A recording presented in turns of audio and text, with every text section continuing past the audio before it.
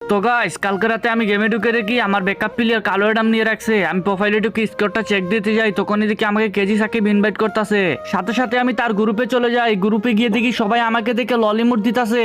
আরে সাকিব, তোমার বললাম একটা টিকটক ভিডিও বানাবো, ভালো একটা প্লেয়ার ইনভাইট দাও। তুমি কি একটা অ্যাডাম ইনভাইট দিছো ভাই?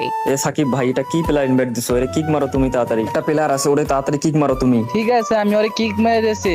এই বট যা কিক খা। কিরে ভাই, বুঝলাম না কিছু। আমার কাছে কালো অ্যাডাম থাকা ওরা আমাকে অপমান করে গ্রুপ থেকে কিক মেরে দিল।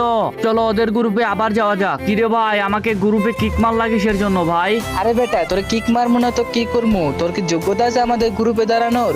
আরে ভাই, এতই যখন যোগ্যতা দেখাইতে আসছো তাহলে করো না আমার সাথে কালেকশন ভার্সেস। এই বটের করে বটে বলে কি এ নাকি আমাদের সাথে কালেকশন ভার্সেস করবে। এই বটের বাচ্চা, তুই পারলে আমার হিপ হপ বান্ডেলটা একটু দেখা। আরে ভাই, এই নাও তোমার হিপ হপ বান্ডিল। এখন তোর এমন একটা বান্ডিল দেখাবো যে বান্ডিল দেখে তুই প্যান্টে হিসু কইরা দিবি। তার আগে গাইস, আমি আমার কোনো ভিডিওতে মায়ের কসম দেই না। মায়ের